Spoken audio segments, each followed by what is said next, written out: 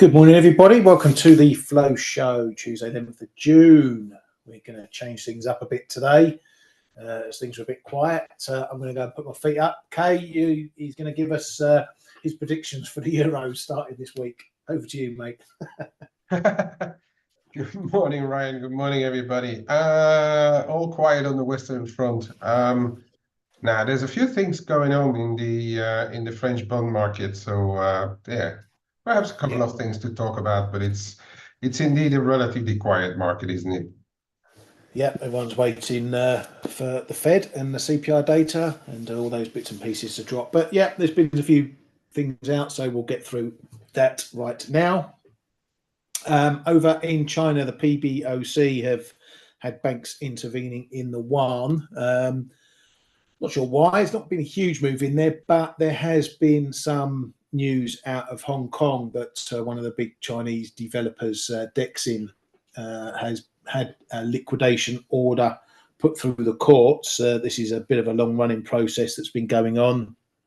They went to tits up some time ago. They had a restructuring plan in place. They couldn't stick to that restructuring plan, so now the plug's being pulled. So I'm not sure if maybe that was a bit of front running of that decision or coming around that decision why they intervened. They're fixing now at the 7-Elevens. Let's get the chart up. So they're fixing just a tiny bit higher. As you can see there, we've got a little bit of a creep up in the yuan there, but it's still longer term. It's still looking sideways at the moment. So nothing breaking yet, but they did force themselves to step in or force their banks to step in. Over in Japan, a little bit of data, machine tool orders coming in, the flash numbers for the new month coming in at 4.2% year on year. That's a decent positive over last month's 11.6 negative there. That number, I believe, was also revised to down 8.9%, so a bit of improvement there. So a bit of a pickup in one aspect of the manufacturing sector in Japan. Over in Aussie land, the RBA's financial regulation bods have been out saying that borrowers are falling behind on mortgage payments and that the level of those has been rising, which is something that obviously the RBA will be looking at closely when they decide on rates, not willing to commit to any cuts yet. Over in the UK, we've had the earnings data out and a little bit mixed, soft on the employment data. We saw the claimant count rising 50,000 versus 10 expected, and much higher than last month. The employment change was worse than expected, down 140,000. This is a three-month rolling number. Was expected down 100k, prior was down 177k. The unemployment rate ticked up to 4.4%, higher than expected and last month.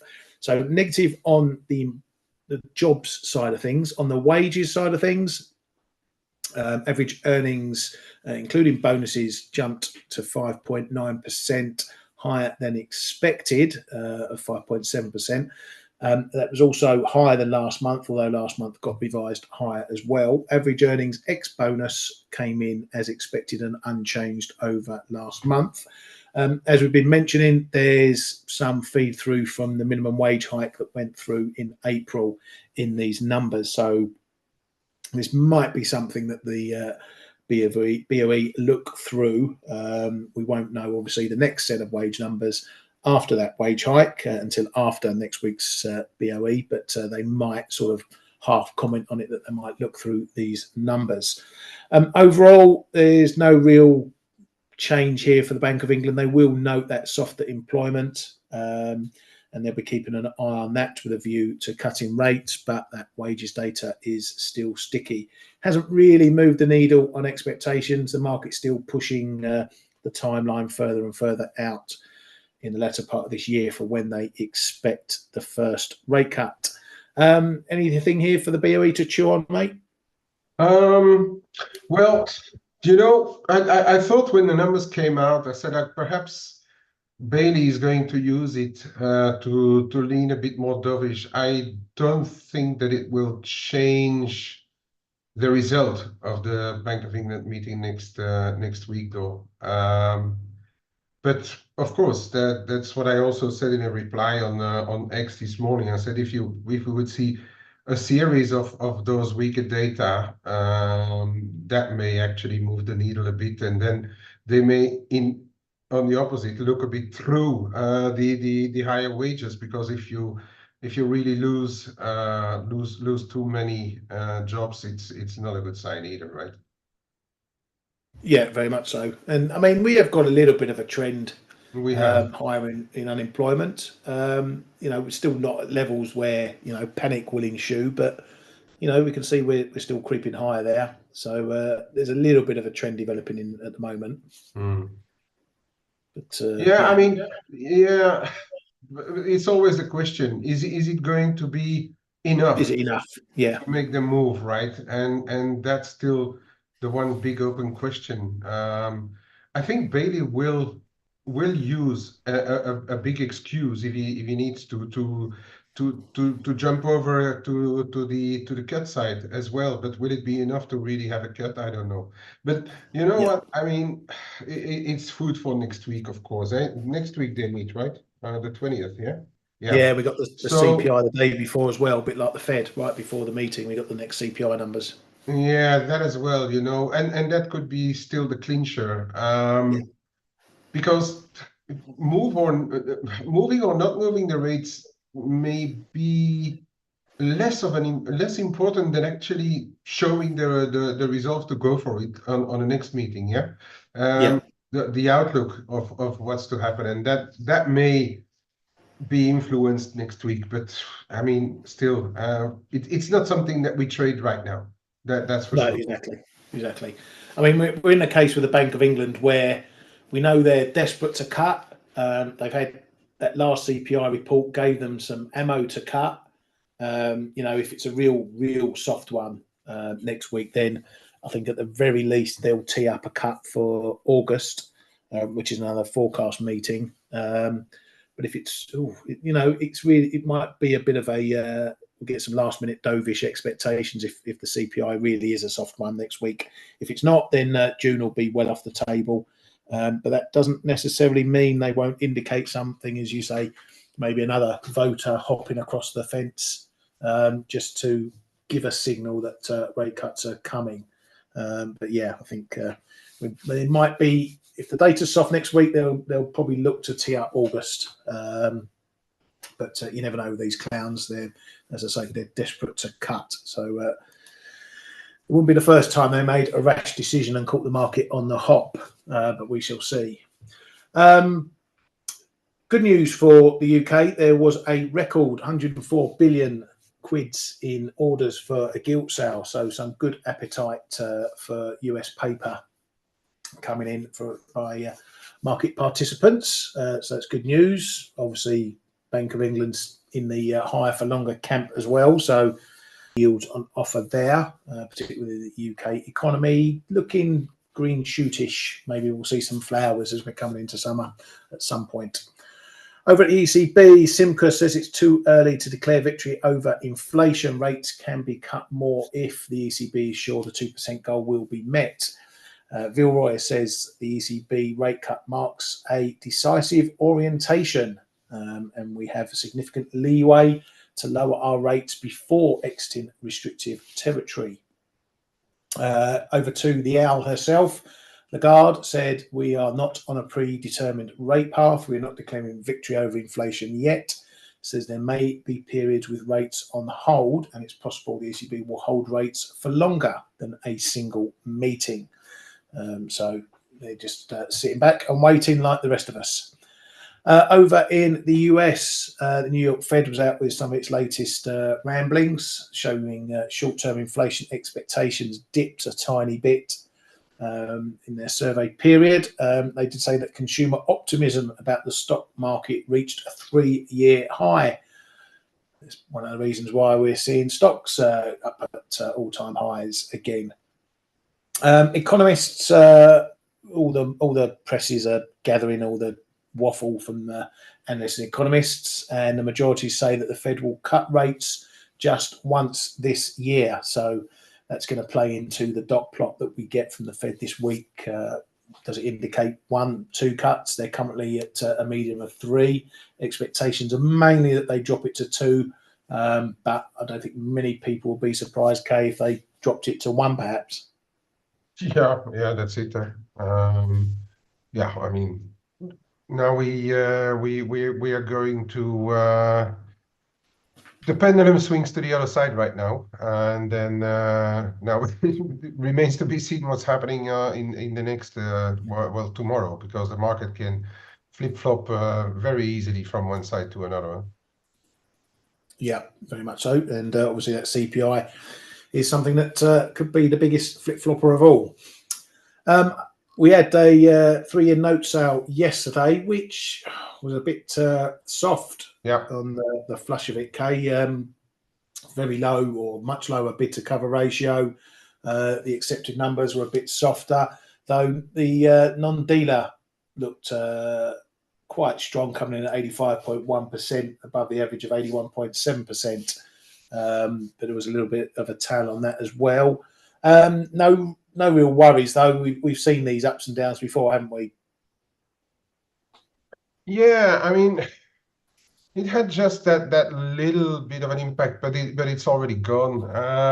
I think the market has bigger fish to fry with the upcoming CPI. We know that there was quite a few offerings. The bond, it's what I've said at the beginning of the week. The bond sharks will probably make Treasury pay because it's a pretty decent week, and then, but everything can change once we have the accentuated once we have that CPI tomorrow. Because we've got after we've got a 10 years tonight, but we have the 30-year will be after the FOMC, so that may be perhaps the real point of measurement for the end of the week. You know, once we have the CPI, once we have the FOMC, if then we still get very weak auctions, that may set the tone for the week to come then. So yeah, for the time being, I mean, there's not too much more we can say about it ahead of that CPI number and FOMC, right? Yeah, exactly. And Michael just was talking about UK jobs, the same trend in the US. Unemployment is the slow creep up. I think that's the current situation. It's a slow creep. You know, nothing's collapsing. There's no wholesale job losses, but things are just, slowly swinging the other way. We just have to see whether it's a snowball that's going to pick up speed or just continue rolling slowly, Marco. It's exactly that. Right, over to politics, and there's plenty of that happening at the moment. The Mexican peso has been on a bit of a wild ride over the last couple of days with what's going on over there. We had a bit of a big breakup through the 1850 level. There were headlines. There's been headlines on both ways. Firstly, that these reforms are going to be looking to be pushed through. Some of them are judicial reforms, which again worries people that about government oversight and whatnot. There's going to be a meeting between outgoing President AMLO and incoming President Sheinbaum over these reforms and what they're going to do. So that's what's putting these spikes into the Mexican peso pairs. But then we heard that while they took the House, the ruling party took the House, it didn't take the Senate, which eases things a bit because it just makes it a little bit harder to get through any of those big reforms. But it shouldn't be too big a hurdle. But this one's really been all over the place. And just looking at the price on this one, we've got a similar situation with this 1740 level, big strong level, having these pops and these breaks. But until you get a proper move through and a hold, then it's a bit of a wait and see game, a bit of a coin flip. If it does get above here, I think on another push and it starts finding support, then I think we're off to the races again, and maybe a bit more of that capitulation from the carry traders coming into that too. what are you making of the MEX at the moment, mate? It looks still a definite dip buy, but the dips are a bit shallow at the moment. Yeah, exactly. The dips are very shallow, so that probably testifies that there's still some people needing to get out of the mix for now. Yeah, that they're only going to miss a few seats in the Senate, and then a couple of friends here and there, and you've got your supermajority. So now it's going to be a case of what is going to be the speed, and what exactly is she going to agree with AMLO to push through straight away. That may create a little bit of uncertainty, but for as long as the uncertainty is there, it's a bit hard to see the mix rally for longer right now. So I think we're still still need to be very, very careful with what is happening. Of course, we look at levels, but when people need to get out of positions, they don't have the chart in front of their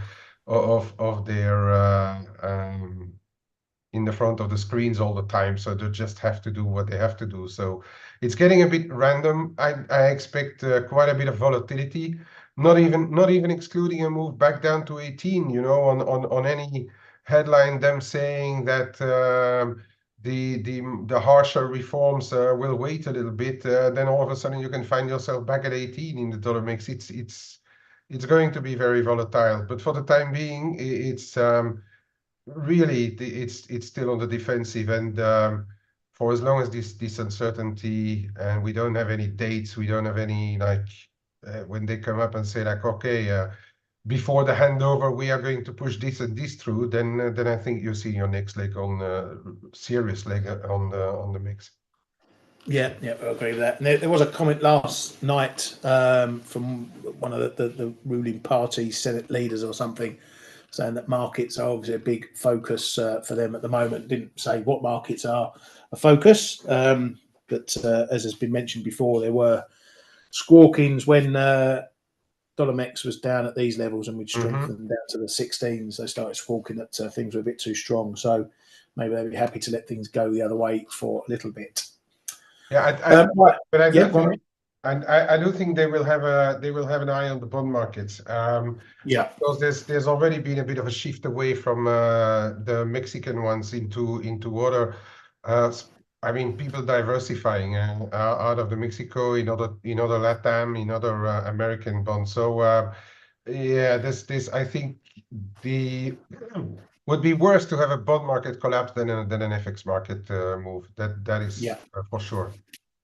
Yeah, exactly. Especially if you're going to be doing a ton of fiscal reforms as well, you need the money to pay for it, and selling debt is the way you do it. So they'll be keeping an eye on yields and rates and stuff over there.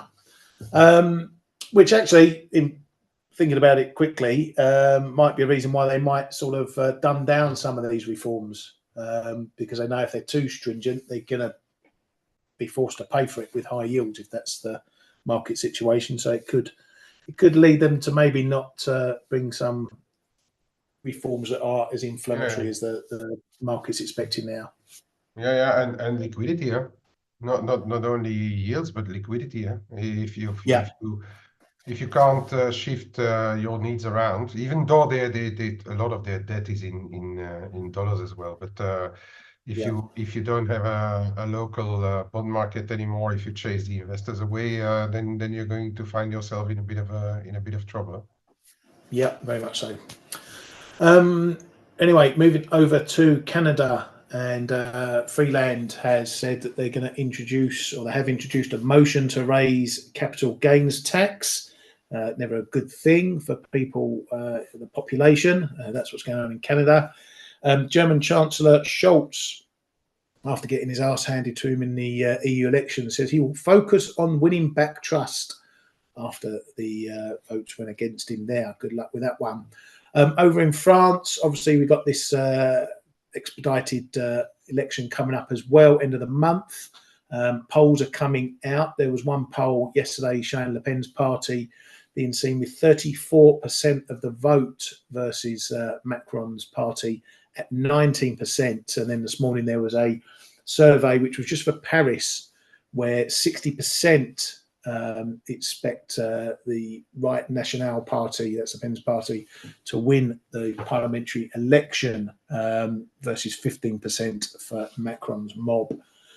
So it's not looking too good in Paris there. Big gamble by Macron. There's already rumours that he's going to be prepared to resign if he loses the vote. Well, probably there's no other choice other than to resign if he loses the vote, but that's what's going around. The rating agencies are getting busy about it all. Moody's says that France's snap election is negative for the country's credit rating. Those thoughts have been echoed by some of the others as well. Oh, hang on. A French person close to Macron denies the report about the resignation. That's just popped up on the wires. So anyway, no smoke without fire. It's never real until it's been officially denied, Kay. Yeah, a few minutes ago it came on the wires that he was going to give a press conference tomorrow around noontime for Paris time. So I think spooked the market a little bit. Together with those Moody's comments, and this morning, indeed, we have seen quite a big move on the French bond market. People getting out of it. So yeah, exactly, smoke and fire, and yeah, let the games begin. And it's France. Talking about fire, they like to put stuff on fire over there. So there may be maybe some trouble ahead of the elections as well in France. Yeah, I do like torching stuff over there, whether it's the farmers or cabbies or workers or anyone else. But yeah, the gilets jaunes, the yellow vests. Yeah, exactly. So yeah, we'll probably see a few of those going up towards the end of the month. Anyway, that's it for me on the headline front. Unless Kay's got anything you want to raise? No, I'm just keeping an eye on those politics in South Africa, where they let's say the parliament also should reconvene on Friday, but Zuma already wants to stop it because on Friday there should be a new president announced. Perhaps not yet the coalition, but the new president announced, and Zuma is trying to block it. So there's still a bit of election shenanigans going on in South Africa as well. Not the end of the story. In the meantime, Eskom is already struggling again. Goodbye election promises. Is already struggling again to keep electricity running, and yeah, we need to keep an eye on that. For those people who would like to or trade emerging markets, keep an eye on the South African rand over the weekend. I guess we just created a bit of additional weekend risk there again, and that's it. That's it. Yeah, lovely. Thank you very much, mate. Well, I'll have a quick look at a couple of pairs that I'm trading, and I'll hand it over to Kay so he can show you what's going on in the French yields and the spreads and whatnot. First and foremost, well, I'm not in this one anymore, but Euro Sterling, we're still holding this breakdown, but it's looking a little bit in no man's land at the moment. We're having a little move back down to towards yesterday's lows. We couldn't even get up to the high over the break point or the gap down on Sunday, even in this rally with the UK data and whatnot. So still looking weak. We're not even close to having a test of the gap and even the support. The support turned resistance up here. So it may be that we're going to be heading a little bit lower.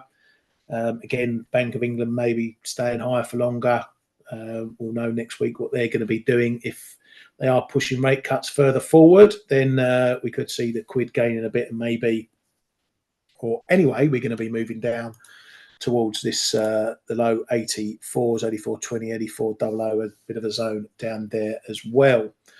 A lot of pairs are looking pretty similar. Kiwi, I'm long, and it's holding up a bit better maybe than the Aussie, but the picture's still the same. We had this move down. We've stopped going down. We've had a bounce, but the bounce, is just looking very tepid at the moment.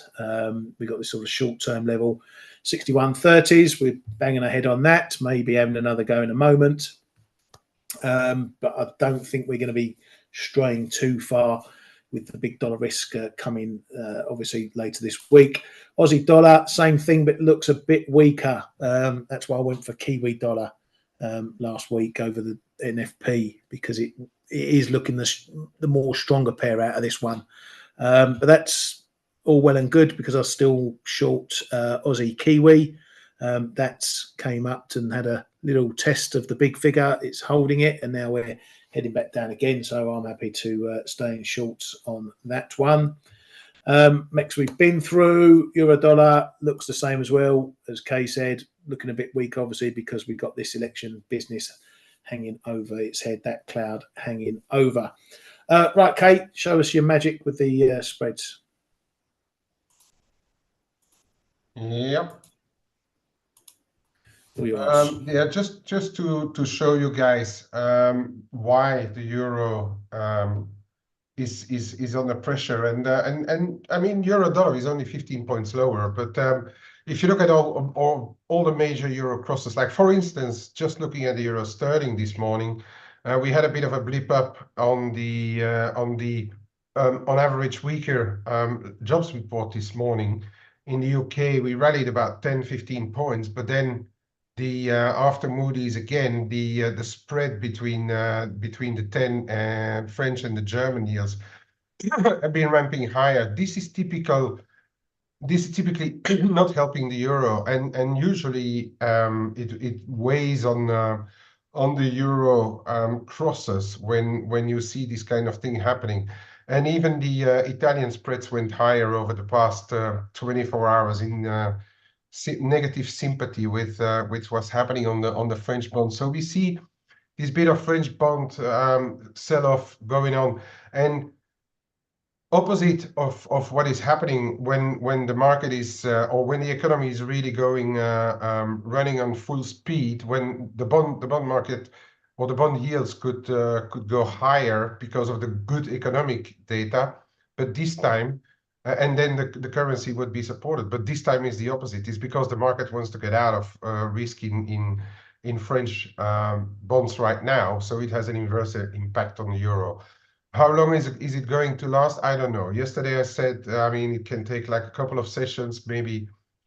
And I think tomorrow at least the market is going to look much more at the dollar. So take that into account. I think tomorrow morning we may still see a bit of shenanigans, depending on what Macron is going to tell us, if he really does give a press conference around noon CET, which is 11 o'clock UK time, 10 o'clock GMT. But I'd say keep an eye on those spreads, especially to know where the wind comes from in the euro crosses market. Okay. For the rest, it's been a very quiet session so far. We are already barring whatever we spoke about this morning earlier. It's very quiet, and now we have the proof that it's really that China is one of those main drivers in gold, because since the start of the week we had a little bit of a revival here, then coming back down, but we are really turning around the 2300 level. I think we're turning around this channel support, but you know, the more we go up and down through a line, it's getting watered down. So I'd rather just look at the 2300, 2297, and below there, really what's happening just around 2280. If we see more corrections, it may have to wait until tomorrow's CPI. Okay, so for the time being, not a lot going on there. Watch this 2315, 25 resistance. It may just be enough and keep us in a range. Silver about the same. Kiwi about the same. Swissy. The problem we have here in the Swiss is this Euro Swiss, of course, now. You know, this 96.70 is a bit of a level. Yesterday, we were trying to start to recover a bit, but I think this is going to be your level again. If we start to recover above 96.70, 75 and hold, the biggest scare for the euro may be over, and we can start to move up again. And everything, or a lot, will depend upon it. If you're trading dollar Swiss CPI tomorrow, just note that we are continuously trading for now under the daily cloud. Sorry, 89.80, really not far away. Not sure where we are going to end up, but keep it in mind, really, to start moving higher again, this dollar Swiss is going to have to get back above 90 figure 10. Okay, and yeah, the euro really is one that we are just above the no, sorry, we are just above the bottom end of the daily cloud in the euro here. Okay, so keep an eye on what's happening in the 107.30s. That's held so far. So I wouldn't exclude another move lower down to somewhere around 106.90 on the European market issues, but I'm not sure that the market is willing to really take the dollar too far, you know, in ahead of those CPI, because tomorrow a whole new world could open again. And that's about it for me. Quickly on the cable, 126.90, that's where the level is still right now, 126.90, 127 the figure, and it's trying, and holding and bouncing for the time being. Back over to you, Ryan. Thank you very much, mate. I was going to say keep it on the cable chart, but I'll grab it quickly. Ali, our good friend Ali, is, let me get that. Long at 27.17. I assume that stop loss is 26.77, Ali. I'm going to assume it's your stop there if you're long. That's right on this low here. So just factor that in again, Ali. We've had all these little dips down there. So 77 is right in that number. I don't know if you want to maybe think about just maybe nicking it a few pips under that, just in case it bounces off of there. You get stopped on that, and that's where it bounces from.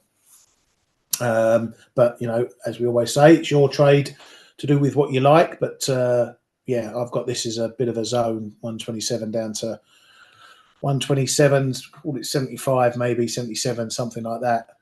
So just be careful you stop bang on that number. But good luck for that one. So you're doing a bit of a scrambled euro sterling trade then. If you're long cable, short euro dollar, you're effectively in a euro sterling trade. But I like to trade my positions separately sometimes as well. So keep an eye on that. CAC. Oh, the CAC. Let's have a look, see if I even got the CAC on my chart. Where are we? There we go, Mr. CAC. You're no surprise I've got no text on this whatsoever, Derek, but we can always have a look at it. Yeah, obviously not looking too hot with everything going on over there. Where we're looking at support, we're looking at support around about the 76s. Bit of a line also level down here, 74s into 74s. As I've not got a huge amount of analysis on this. You can probably draw some fibs off of that, but we're nowhere near the 38.2 there. It's probably around about 76s as well. Let's have a quick look. Oh, fuck's sake. Excuse my language. Boom and boom. So yeah, 38.2, give or take around about 76.80, so near the 77s. So a little bit of a pullback. We have gone under this price support area, 79s. You know, I think this one you got to be careful with all the election news going on at the moment. Obviously, if Le Pen does clean up at the elections, that's probably not going to be too good for stocks. But then again, look at Italy. They seem to be surviving pretty well at the moment. So would it be a big, apart from the market having a little, or commentators having a little flip out, Kay, would it be a big issue if France swung to the right? I think initially it will, because the right is in France especially, they are a lot against a lot of stuff, and very little pro other things. I think it may be a bit of an issue. I do think as well, if they really get it, and like let's assume that Marine Le Pen would even become president of France, I think there would be a pretty big reaction initially. They are pro everything at home, and very little pro European and all that stuff. So and if you really simplify everything, and you say like if you're not a global player, but if you retract to everything at home, especially a country like France, it's probably not going to be well received by the investors at the beginning. Yeah, but I mean, to make the case about Italy as well, you know, Meloni Italy was is supposed to different. be the, you know, she's the sort of Italian Pen, if you like, or Le Pen, if you Yeah. like, and everything, you know, like we got over the hump, and it's, well, obviously we're not on the ground, but from an outsider's point of view, the economy and the like is business as usual. No. I think it will be different. It would be different. I mean, it's different party. It's a different kettle of fish, I think, between France and Italy. It's not to be compared, I think. Yeah. It's a bigger Okay, mate. region as well, France. Yeah, well, I'll go and ask our mate Magix. He'll give us the Yeah, lowdown man. on it. Yeah, You should he ask a seems to be. French person. Yeah, he seems to be happy going to Metallica concerts and keeping an eye on the Forex Flow Armada. So no change of him over there. But yeah, so yeah, that's that on the CAC. We'll look at that one in another 8 years for you there, Derek. Only joking. Right, let's call it a day. Not much else to be doing at the moment, so we can all go and do something better instead. Have a great day, everybody. Thanks, Kay, as always. Take care with your trading, everybody, and we shall see you all tomorrow.